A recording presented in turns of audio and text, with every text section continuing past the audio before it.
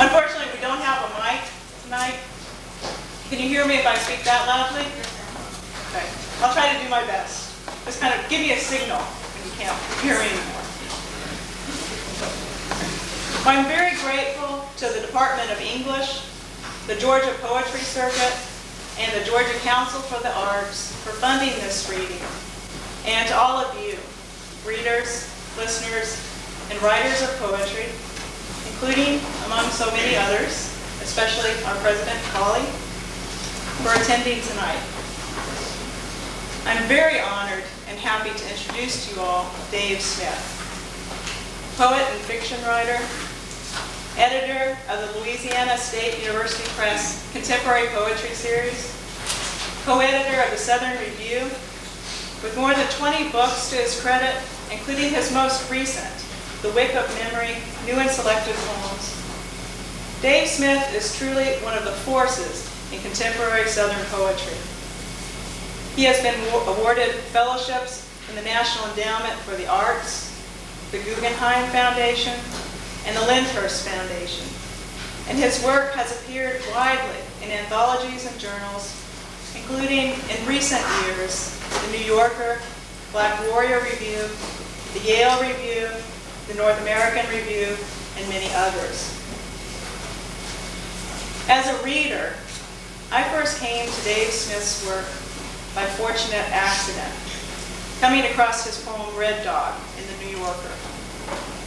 This poem about an aging family dog, about the parents and children, about the sad trajectory our mortal loves take, and about having to let go, for all its understatement, remains one of the most moving poems I know.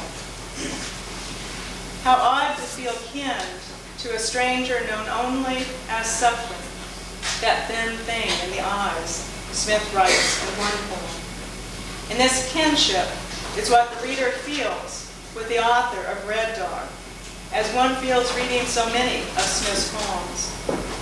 But it isn't just suffering which binds us, reader to poet, but rather all the shared permutations history takes, embodied here in specific details which evoke particular lives, such as when the speaker of one poem spreads his grandfather's death on the picnic table, keys, notes on cars he owned, an aerial map of Chesapeake Bay.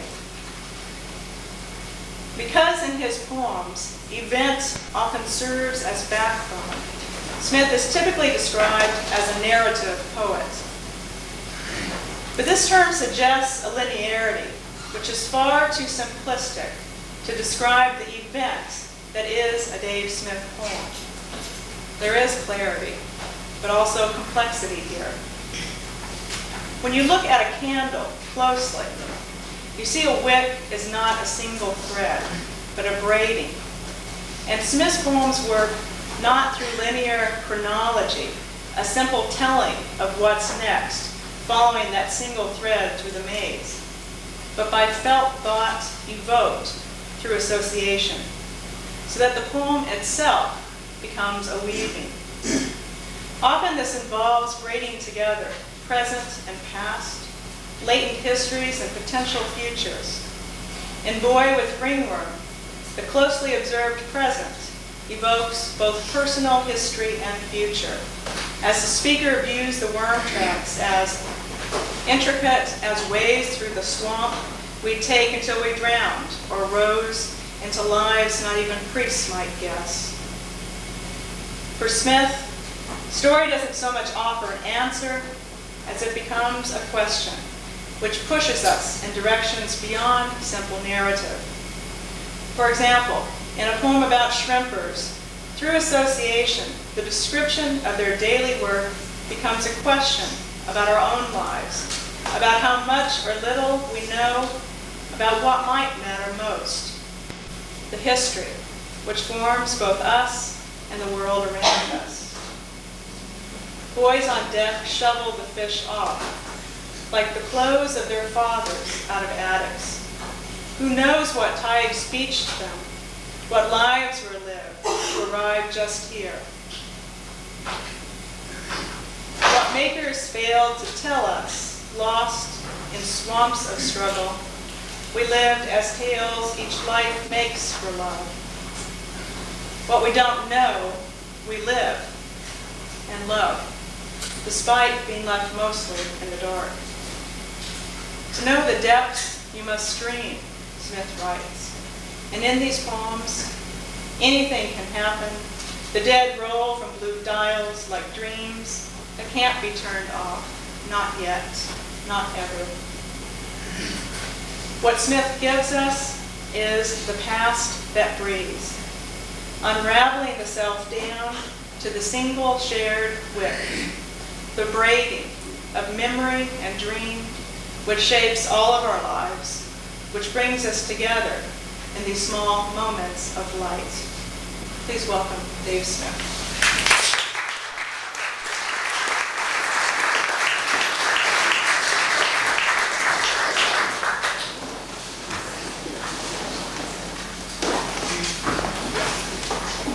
Thank you all for coming. I'll try to be heard if I can be in the back.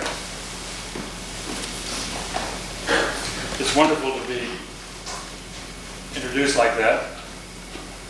On Monday, I was teaching my seminar, and it happened to be that I was teaching Ralph Waldo Emerson and his essay, The Poet, in which Emerson says, "The poets are liberating gods." And I went home after my class, and my wife said, "You know it's Monday night?" And I said, "Yes." She said, "The garbage goes tomorrow morning. Take it out." So much for liberating gods. You also probably know that Socrates says of the poets that they should be banished. They lie too much. I don't know whether it's lying or it's the inability to sustain what one thinks one has in memory. In almost all of my poems, I attempt to begin with something I think I have remembered and to construct a kind of story which will help me to explore that memory toward discovering something I don't know, some mystery that's not readily apparent. I say this maybe to help you try to understand why I get so tangled up in poems and why I seem to be doing exactly as Sandy suggested, which is to be braiding stories, not one, not two, often multiple stories. And sometimes they come out right, sometimes they don't. And you'll be forced to say, "What did he say?" But I hope you'll bear with me. The first poem I'm going to read you, I'm going to go anti-chronologically, that is, from early poems to current poems. The first one began this way in actual fact. I'll tell you the truth of the poem, and then I'll tell you the poem which is the lie. The lie, I think, is better than the truth. The truth was that when I was a boy, maybe 10, I used to go fishing with my uncle in the mountains of Maryland. And it was a great treat to do that. This one day, we fished and fished and fished all day long. Everything was fine. Toward the end of the day, for no reason particularly, he said, as I was casting, "Watch that hook." And I hooked him right in the cheek at that moment. I buried it pretty good. And he took out his penknife, cut it out. I thought that was pretty impressive. And I've always thought it was pretty impressive. It still is impressive. So I thought, I got to get that in a poem. But how to do it? I mean, it's impressive, but it's not, it doesn't make a shape. It doesn't make a whole thing. So I wrote a poem about fishing on the Chesapeake Bay for bluefish. Bluefish are saltwater fish that are so ravenous, so quick to bite. It's said that they will bite if they're in that fury. They'll bite on bare hooks. So there are 3 people who were fishing on the pier at Fortress Monroe, Virginia. Now there are a couple of little historical facts which make Fortress Monroe a special choice. One of which is that after the Civil War, when it was over, Jefferson Davis, President of the Confederacy, was imprisoned for a year in Fortress Monroe. Fortress Monroe had been the place which the other troops, that other team, launched the Peninsula attacks, which ultimately succeeded in taking Richmond. But for a number of years during the war, they did not succeed. Nevertheless, Fort Monroe was one of the earliest taken. But there was an even more interesting, I don't do this in the poem, I'm just giving you some background information. There's an even more interesting fact. Edgar Allan Poe was once a sergeant major in the U.S. Army, stationed at Fort Monroe. So it's a place not merely where people who live in Hampton Roads, Virginia, where I grew up, would go and fish in the Chesapeake Bay, actually in Hampton Roads, but also a place which had this whole residue of history behind it, of lives that had been lived in that place. Lives which were bound up in ways that are inextricable. In the same way that your life and my life are bound up with everybody's life in the South, black and white. So the poem tries to talk about all that. And it's called Night Fishing for Blues.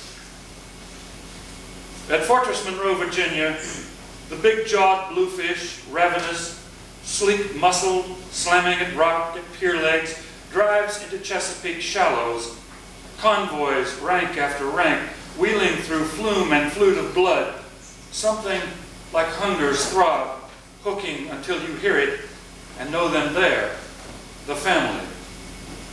Tonight, not far from where Jefferson Davis hunched in a harrowing cell, gray eyes quick as crab's nubs, I come back over planks, deep drummed under boots years ago, tufts of hair floating at my eyes, thinking it is right to pitch through tide turn and mud slur for fish with teeth like snapped sabers.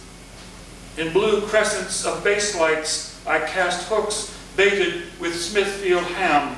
They reel, zing, plummet, coil in corrosive swirls, bump on scum-skinned rocks. No skin divers here, prowl, visibility and arm's length. My visions hand to hand in the line's warp. A meat-baited lure limps through limbs, nippling the muck. Silhouettes, shoots forward, catches a cruising blue sentry's eye, snags and sets the case-hardened barbs. Suddenly, I am not alone. 3 Negroes plump down in lawn chairs, shudder, cast quick into the black pod slopping under us. One ripples with age, a grandmotherly obelisk, her breath puffing like a coal stove.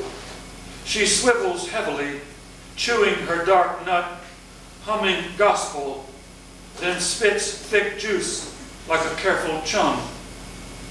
When I yank the first blue, she mumbles, her eyes roll far out on the black-blue billowing of the sea. I hear her cant to Africa, a cluck in her throat, a chain song from the fisherman's house. I cannot understand her yet. Bluefish pour at me in squads. I haul 2, 3 at a time. Torpedoes, moonshiners, jamming my feet into the splintered floor, battling whatever comes. Fathers, we have waited a whole life for this minute. Dreams graven on cold cell walls. Blues walk over our heads, ground on back wings, grind their teeth. They splash rings of blue and silver around us, chevrons of lost battalions. I can smell the salt of many ocean runners, and now she hollers, I ain't doing so bad for an old queen. No time to answer. 2 car hoods down. Her descendants swing moon-sleek arms, exotic butterflies. I hear them pop beer cans, the whoosh released like stale breath through a noose no one remembers.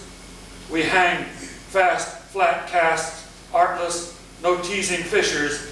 Beyond the book-bred lures, the pristine streams, speeded up, hungry, almost machines, wound too far, slipped, gears gone, momentum calling us to race at each other, winging wildly as howitzers. Ironically, it happens.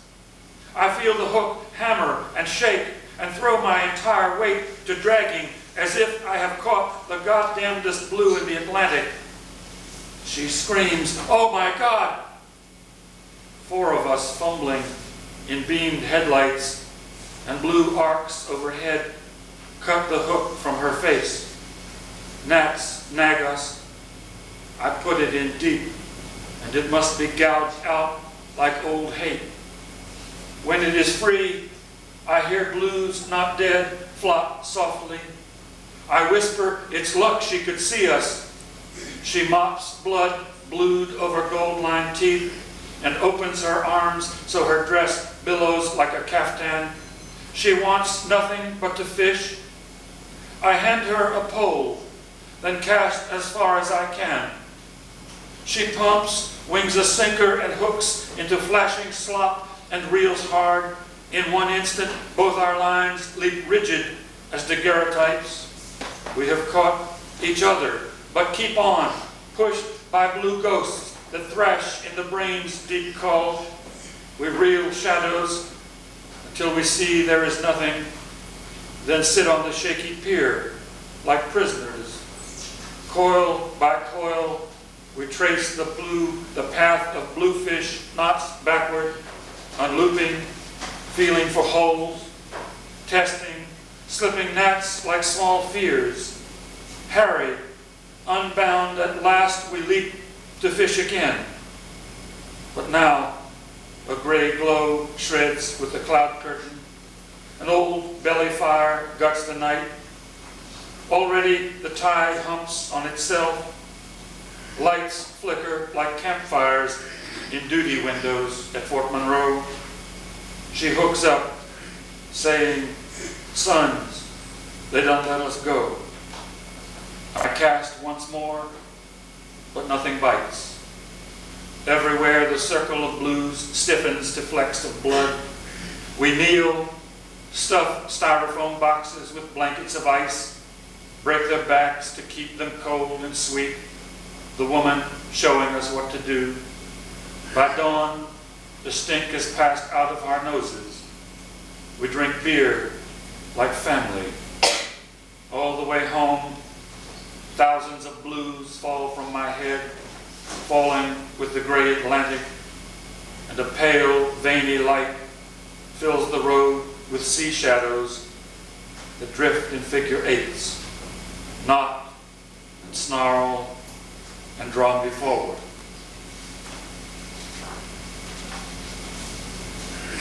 Some years after that, I went out to teach at the University of Utah. And on the way, driving my family over Interstate 80 through Lower Wyoming, I was astonished to see 2 things. One of which was that in June, there was snow on the mountains. For a boy from Eastern Virginia, this was a very strange sight, but marvelous and interesting. On the other side, as you look north, the plains were, well, they were littered. There's no other word for it, really, with goshawks and antelope. Hawks were everywhere in the air, and antelopes were like herds of cattle in the fields. You'd see them go over a fence, literally like water over a rim. And I couldn't help dreaming as I drove. It's a long drive. What I would do if I were one of those hawks. Well, what I would have done had I been one of those hawks would have been to come down and attempt to pick up an antelope. And so I thought I'd write about that. I did. But that wasn't sufficient. That's maybe a cause, but it's not a sufficient cause. I needed the poem to be about something else. And so I made it about obligation, which in some sense is what all of my poems are about.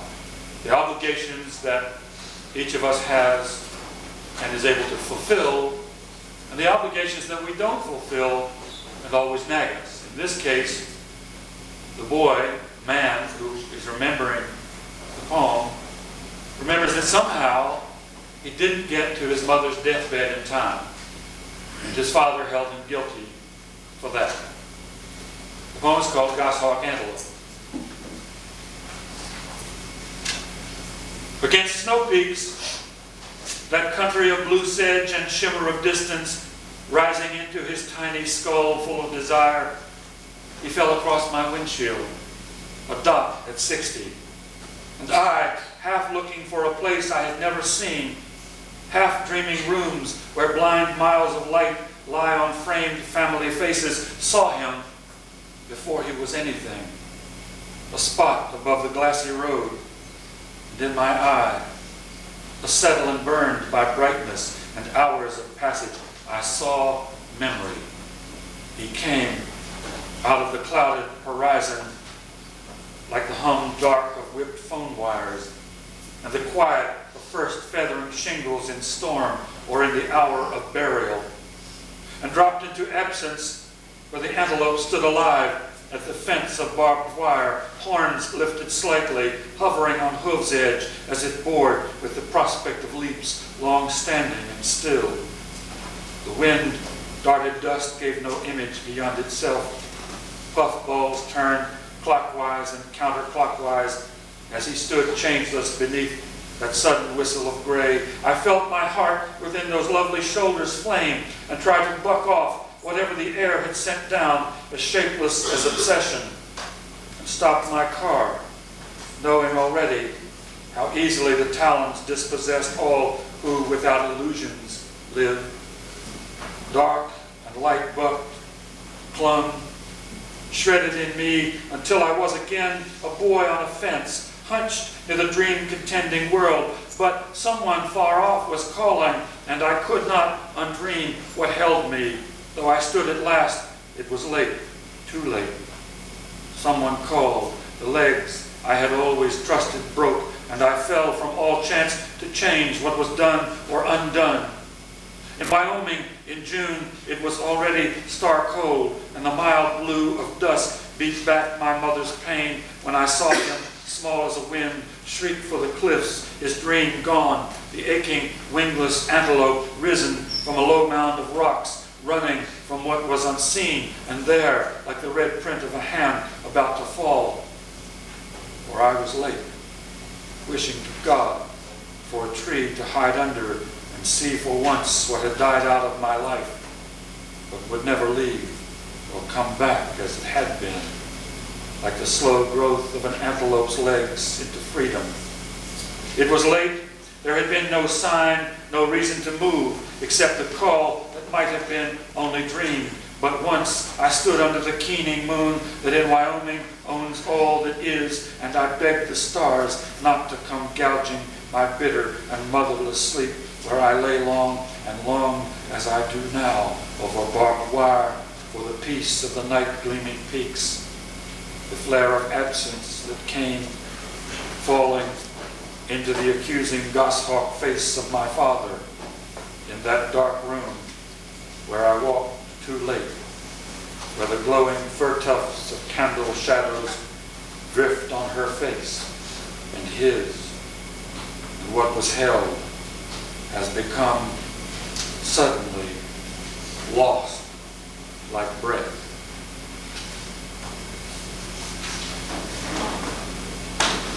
My wife and I have been married 36 years, which is probably twice as old as many of you. I couldn't believe that I was running away to get married the day we did that. It seemed in Virginia everybody I knew ran away to get married.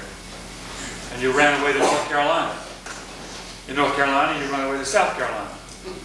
And so forth, down the coast. But we did run away to get married, and my wife-to-be was a wonderful woman. If you leave Tidewater, Virginia to go to North Carolina to get married, you go down old Route 17 through the Great Dismal Swamp.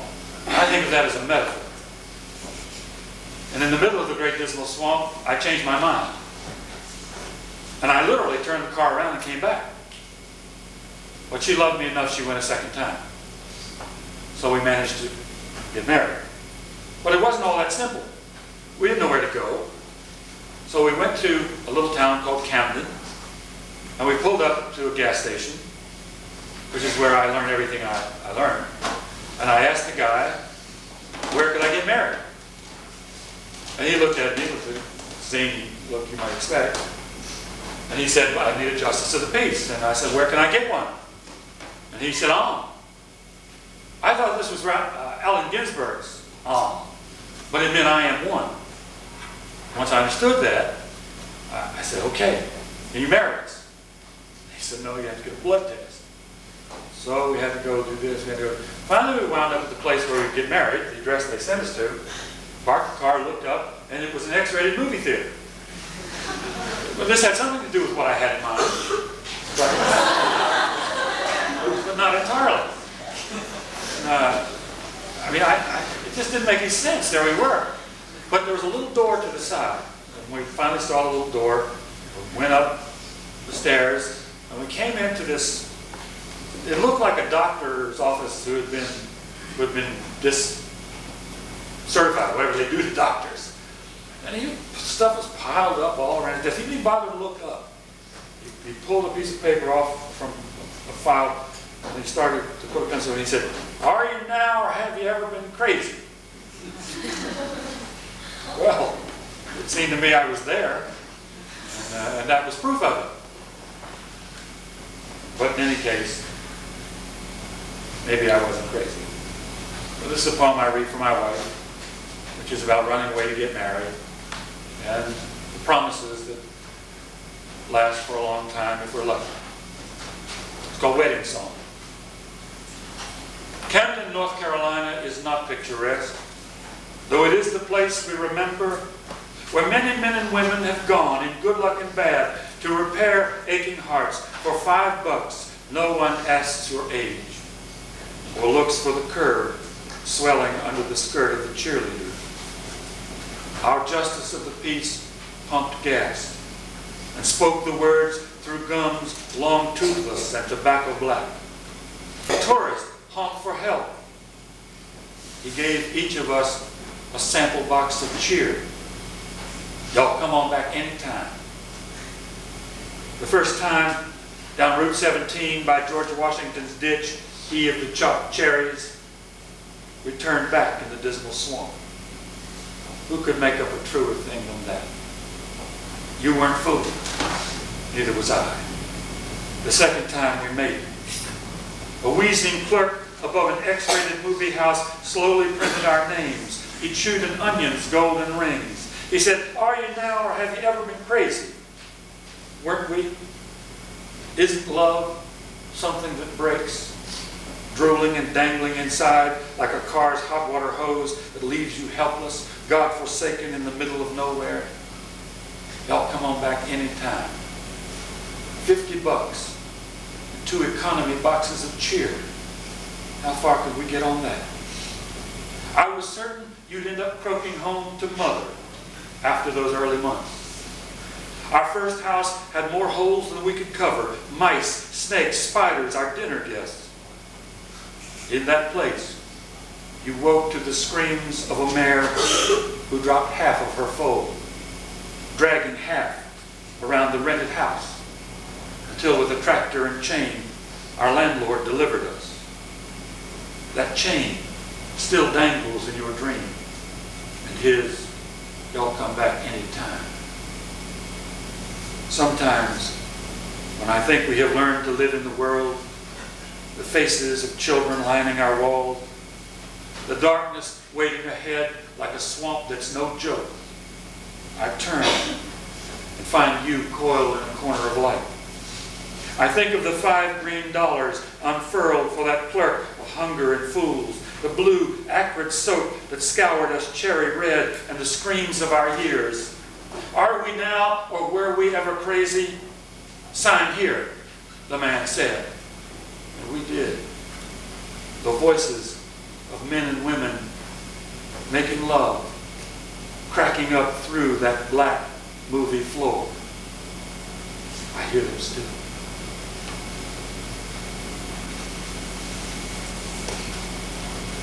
You all know those desks that maybe you still sit in them here, though it's such a nice school, probably not. But the desk you often had in high school had a little thing that went out in front of you, and you kind of lean on that, and a teacher would talk on, and you'd be going to sleep. And that would be the moment she would call on you and ask a question. Or it'd be the moment when you slip. And you'd look dazed, right? And those desks always had somebody's name carved in it. You ever wonder about those names? Who they were, and who loved who, and so forth? It's a wonderful kind of tactile history of our lives, our parents' lives, our grandparents' lives. Why I chose to write a poem about visiting a warehouse where such desks were piled up to be burned for scrap, I don't know. But I did. There's a poem about that. I said to several people this afternoon, or dinner, we were talking about high school life. It's very hard to write poems about high school. I don't know about your high school. My high school was utter and endless pain. I don't remember one day of it was any good. Even on the days we won a game or two. But this is maybe about the sense of that. It's called Desks. Piled on a loading dock where I walk, student desks, battered, staggered by the dozens, as if all our talk of knowledge was over, as if there'd be no more thin blondes with pigtails, no math, no art, no birds to stare at. Surplus now, those molds we tried to sleep in, always hard so it wouldn't be pleasant, and we'd fall awake in time for the one question with no answer. Quiet as a study hall, this big place, this final destination, oblivious to whatever the weather is, hearing the creak of the wind's weight. The desks are leg naked, empty, as if we might yet come, breathless, late. And all that time, I thought of the flames I hadn't guessed, the one I had loved for years, how the names carved one into another would all scar out the same, blunt in blue searing, like love's first pain. I stood there like a child, scared, new, bird-eyed, not knowing why I came. Some of you will maybe remember what it feels like to be out there and feel the outsider. My wife and I, with our children, moved to upstate Pennsylvania one year where I taught at State University of New York at Binghamton. But we lived in Pennsylvania, actually, not in New York.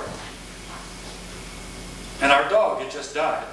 We had a box that we dearly loved. And my kids were at that age, they must have been, let's say 10, 8, and 5, something like that. And we swore no more dogs. But we lived in this little town in Pennsylvania, had one road in and one road out. And it happened that there was a lady in that town who bred setters, beautiful setters.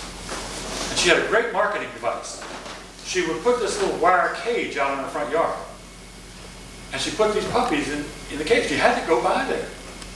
And so, of course, every time we go by there, it would be, Daddy, Daddy. So finally we decided we'd stop. We said, well, just for a little while. And of course, the puppies were all over, except for one, way in the back. And I said to the lady, I said, well, how much are these puppies?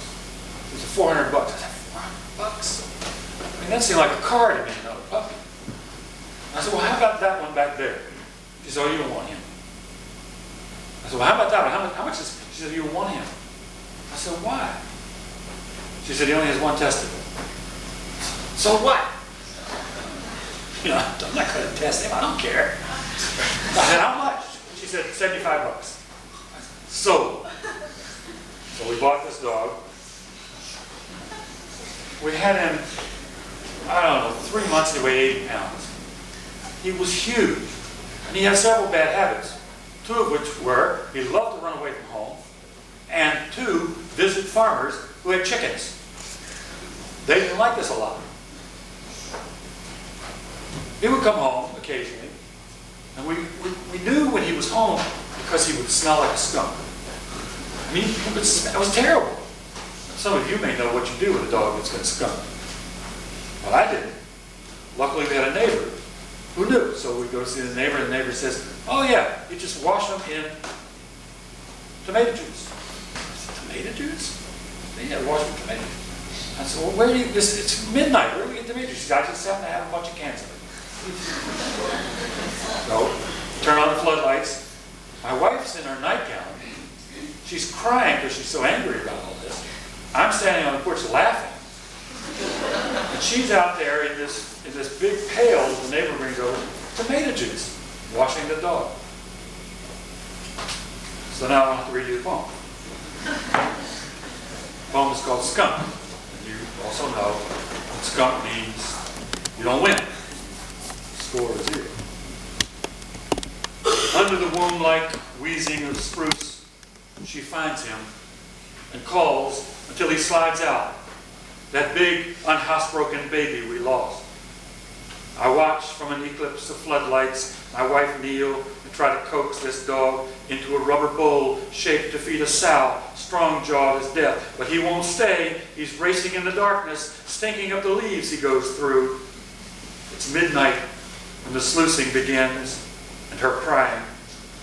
He's still out there, long after the tomato juice has turned her bath pink as the dawn. After we've moved 2 states away, after snow sealed in whatever expiations we gave ourselves, growing to be more than we could handle, he won't return, and we won't return. We don't have photographs to show us what happened.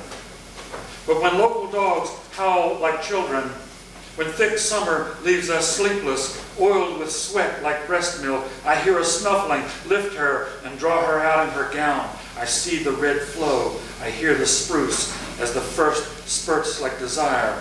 Then something lets go, and we're rooting in the black yard, calling out names, boiling water, then waiting as we must, telling ourselves, whatever we have to do, it won't hurt, and it won't stink forever.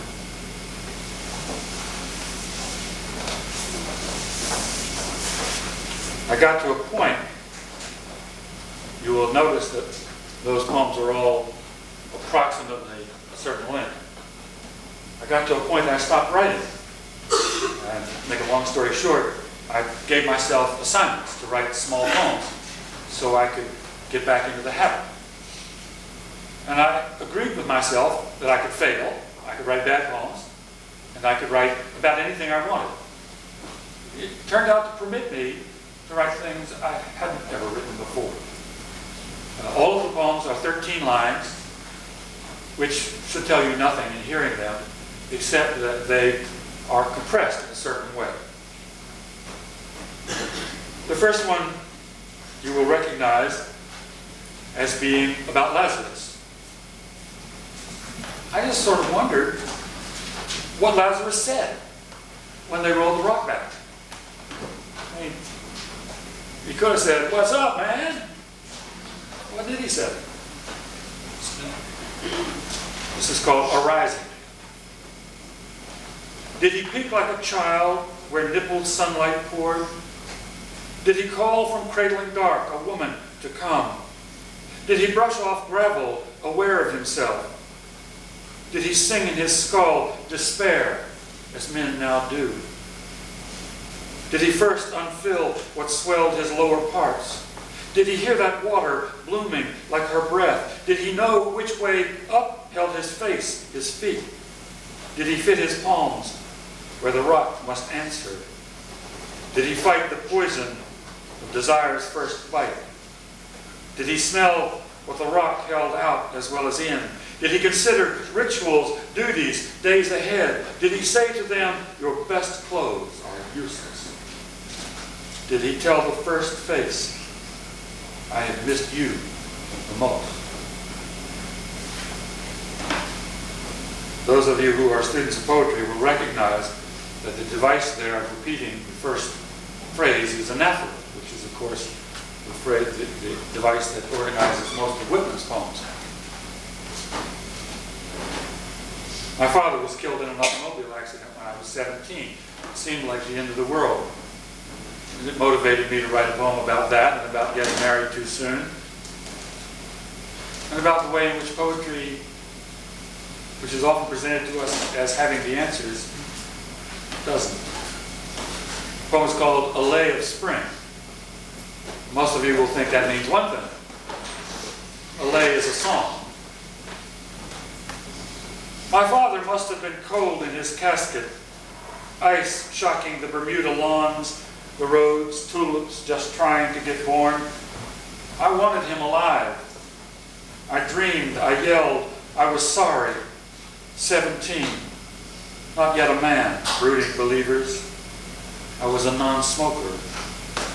He left quick as his sizzled pell-mells, wordless. I kneeled with the heavy Baptists who prayed hard. Then quick tulips came, red, yellow, boozy sun welding my eyes. That time I passed out was May. This is my song. He's gone. I beg, let me be touched, for tomorrow I'll only grow older. Alice fed me mountain oysters. Summer started, buds dropped, Alice swelled. Poetry, preaching, you lose.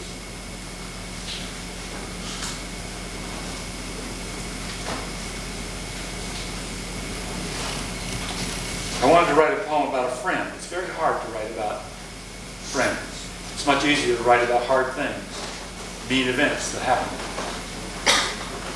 I had a friend who was like a brother from the time I was, I don't know, in 5th grade. And during college, I had what might be called a personal problem and had to leave for a while. But I had nowhere to go. So I went to my friend's place. He was then working in a bar in Virginia Beach. He was living with about 8 guys in a 2-room apartment because the rent was expensive. And they didn't particularly want any visitors. Well, he took one look and said, "Come in, stay with me." He was that kind of friend. We came from poor backgrounds, but he wanted to be somebody in the worst way, so he saved his money. And he bought a very special suit. And he kept it in one of those plastic wrappers. He didn't wear it, he just bought it for when he got to be somebody. And he kept it in his closet. We had a competition for girls. The competition went this way. I wanted them and he got them. But I maintained I was a better dancer than he was, which is, of course, a complete fiction, but it allowed me to have a sense of balance with it. Well, things will happen. One will have a drink now and again, and maybe even more than one drink. And this one evening came, and he went out with his date, and I had some drinks. We lived 2 blocks from the surf. And it was a nice night for putting on a suit. So I did. And went for a swim.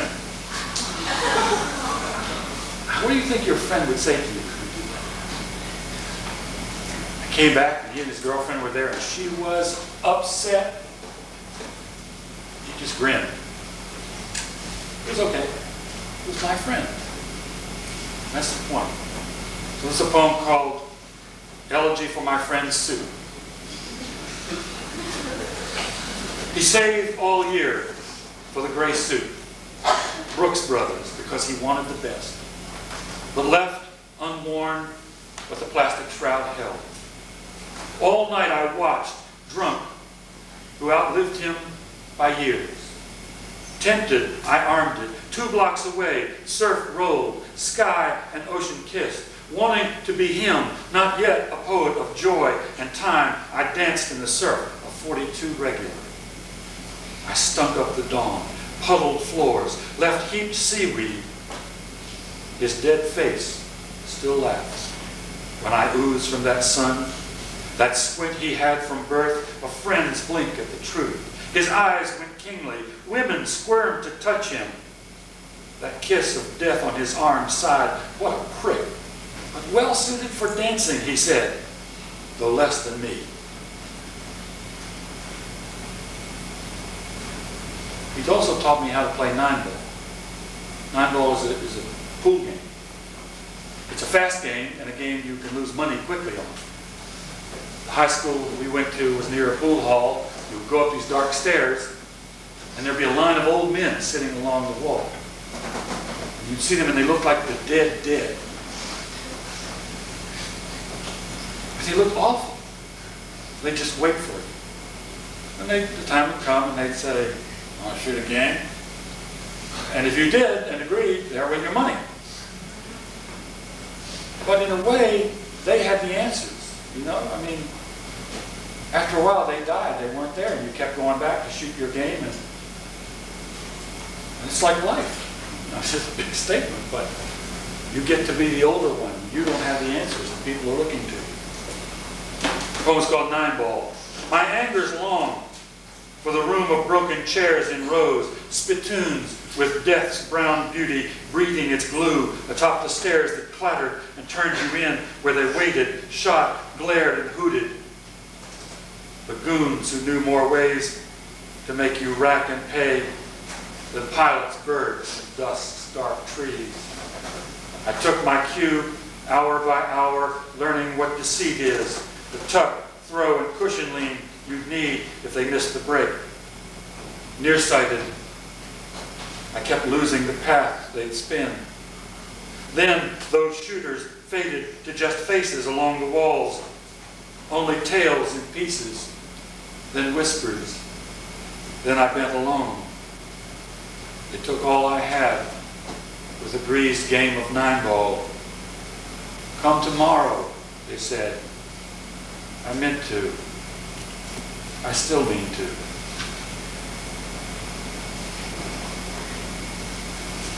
This is about playing tennis with young women.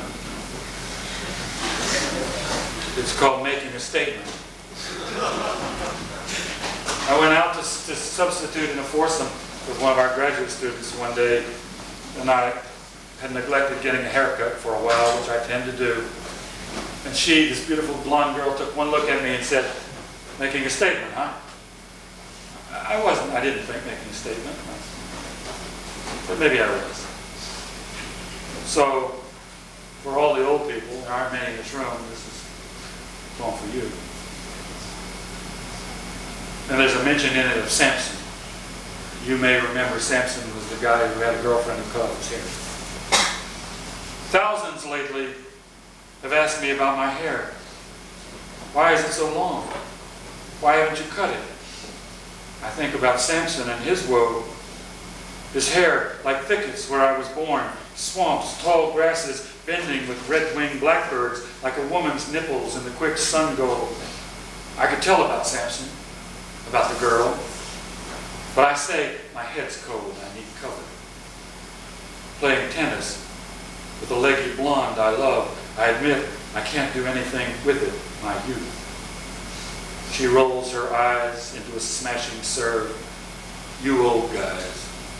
She teases with her hot drop shot. Back and forth all day. Yellow balls, long gray hair.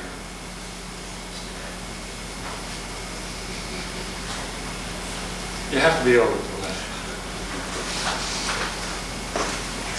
Okay, I'm going to read you one more poem. It's been a very good audience, and I'm grateful. It's been a great pleasure being here. This is a poem that Sandy alluded to. It's called Red Dog, and it has a little story behind it.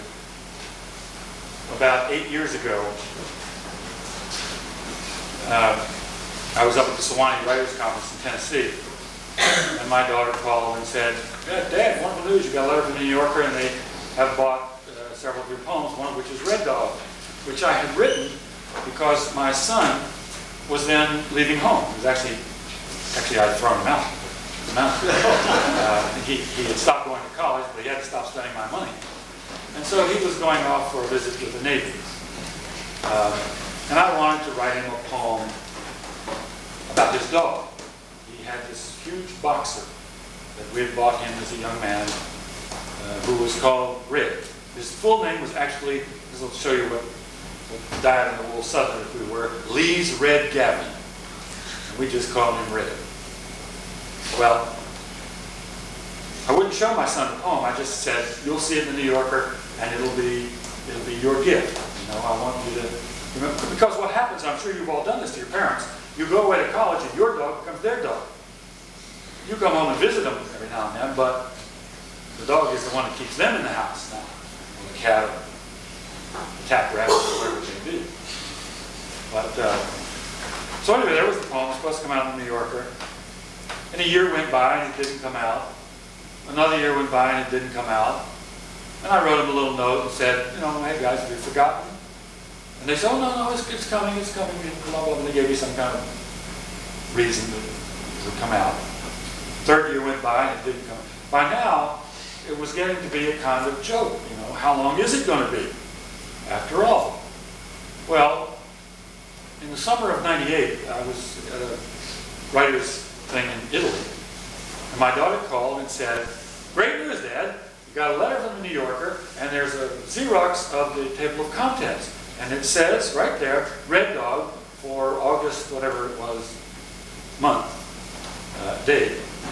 And so I was about to do my reading there in Bellagio, and so I felt great. So I read to people and I said, all you have to do is look at the New Yorker for August 18th, and you'll be able to see this poem. So I get back home, my daughter hands me the magazine, open it up, nothing, no poem. Now it's in the 7th year. I mean, it went on and on and on. It became a joke with my friends. They would call up and say, well, what's happened to Red Dog? Of course, the dog by now is long dead.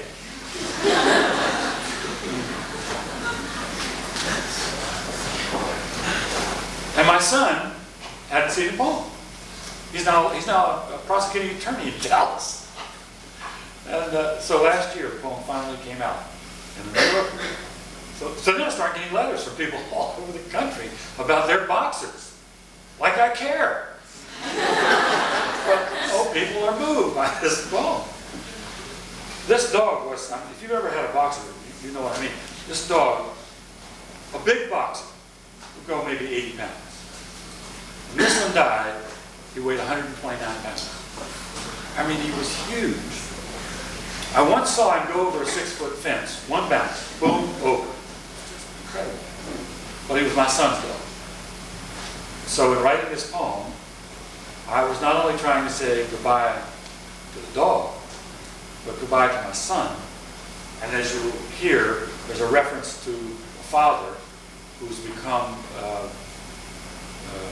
what we used to call senile, who's kind of lost it. So the poem is a farewell. Red Dog. We bought you for our son. Half grown, already your bag of skin sagged everywhere. You fell to sleep like the dark in corners, predictably where we wouldn't look, under wash piled and waiting in closets. The moan and wheeze of your easy breathing pointed with pips and starts of other sounds, cries rising, a chain of whoop, whoop, whoops, soon to decline, like cars, down the hills far side of night, where we said he might never go.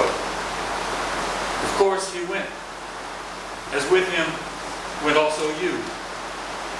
You dragged, then lost a bright steel chain. 2 tags hung like my dad's World War, loudly declared, Red Dog, your name, our place, and that year's shots. Identities you'd shake off to wander the possible world. I'd hear you coming back, my son still out looking, afraid you'd got worse than traveler's bite on your mopey flanks. His shoes puffed up dirt like spurts of time. You mostly don't expect to find the lost, and yet, hopeful, I'd shout, then sleep, then shout, then sleep, gone. But you'd wait. You'd creep like sun across the lawn. Then, with him, leap up everywhere, that spring of joy, breaking our roses, crushing mulched shoots, faithfully planted year after year, and roots whose volunteers you'd water dead. Soon, we saw he'd leave. You'd chase, God knows what twitch of spoor. And so we took your ball. you slowed. Dirt bedded, you had new smell. Bones fouled floors. Squirrels reclaimed their nuts. The awful spew of what's spoiled in you lying by our fire comes back to me as the vet says, you've worn out the heart that banged to sleep beside my son. What does it sound like? I ask. The vet listens. Once you climbed a 6-foot fence, barking one leap, a storm of breath we love. Now, you only eat 129 wheezing pounds, a processor of meat.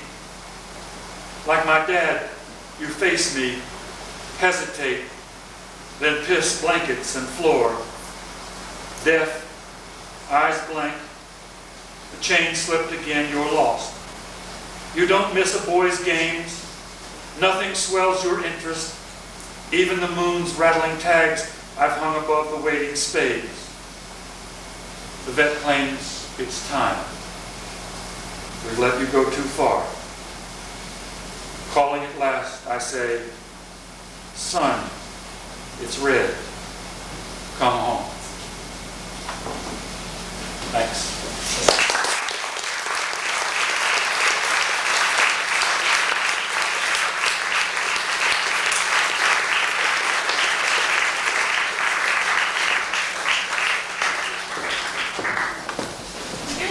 Copies of Professor Smith's book for sale. He'd be happy to sign them. If you have any questions before, though, he would also be